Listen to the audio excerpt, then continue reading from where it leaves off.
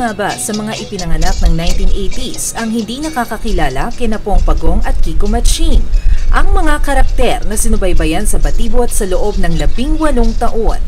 Pero bakit nga ba gano'n na lang kainit ang pagtanggap ng mga chikiting sa Batibot?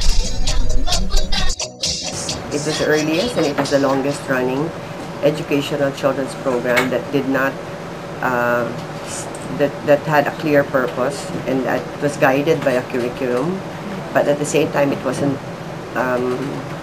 the kind of educational program that was talking down to kids or it really communicated a sense of learning as being fun. It was clearly designed for Filipino children kasi the characters we developed, the language we used, the settings and the scenarios we created, the scripts we wrote, everything was designed with the Filipino child in mind. Kaya naman sa laki ng kontribusyon, hindi maikakailang nagmarka ang Batibot sa kasaysayan ng telebisyon. Teka, mabuti pa magkwentuhan na lang tayo, no? Ha? At its best, it's a supplement. It's a good companion for alongside books, alongside playthings, but so as a parent, it would be good to have a go, sit down, watch it together, and make it a shared experience.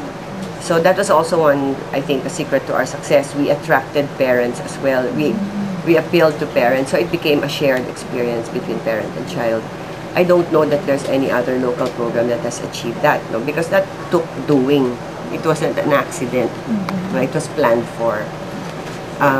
The other is that content, no? Content is always the way that you show respect for audience, whatever age, diba? What are the channels or what are even the websites that attract attention? Generally, it's past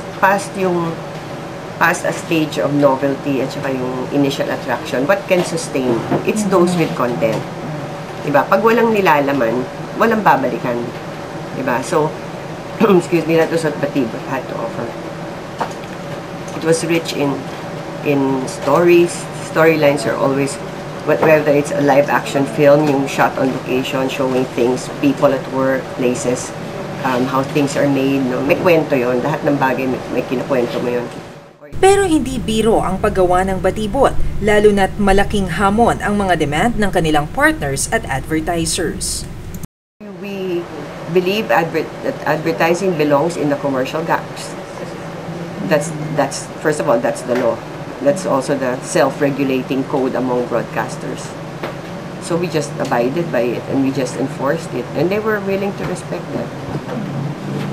Kasi, pero now, for example, gaya nun, di ba, may Jollibee show, Jollytown. For the longest time, Jollibee had wanted to come into the program itself, and I'd always say, no, let's explore more appropriate forms of partnerships. And they were a constant partner. To their credit, Jollibee respected that. Matapos lampasan ang hamon sa loob ng mahigit isang dekada, bakit nga ba nito tuluyang nilisan ang himpapawid? Kasi gusto ko kayong gulatin lagi. Kaya dinagdagan ko ng bintana itong bahay ko para marami akong pwedeng tungawan. I ended the contract with Channel 7 at a time when Batibot's quality would stay the same if they were not willing to give the resources, and they were compelling us to cut corners where we've already past cutting corner. Yun na yung maximum cutting that could be done. So I chose not to continue because the broadcasters were not willing to put their money where their mouth is. Ngayong wala na ang Batibot, ano na ang nangyayari sa mga educational children's television programs sa Pilipinas? You know, a lot of students like you over the years have come and asked me to evaluate what's on TV and ganyan. They bring me samples of sad talaga. Very sad.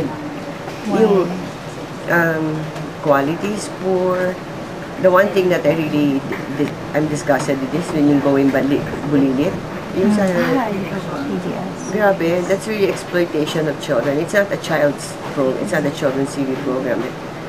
It's sad. Ako, I'd rather, sige, encourage mo yung mga bata to watch Discovery Channel. You know, I think cable has opened up more options.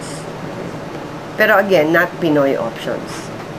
Not made for Filipino children. Kaya payo ni Teacher Fanny, It's just back to basic respect for children. Know children as an audience and give them the respect they deserve. That's what it means to be child-friendly. We started that campaign, child-friendly television. One of the last things I did, and I'd say it was Batibot's contribution kasi Philippine Children's TV Foundation naman, was the Children's TV Act. I worked on that piece of legislation myself. Unfortunately, government has not been committed to enforcing the act. Sundan natin ang ng araw. Doon sa Batibot, doon sa Batibot tayo nang mapunta. Lasing sa Batibot, ang tuwa, ang saya. Doon sa Batibot tayo na mga bata sa Batibot. Malising, masigla, doon sa Batibot tayo.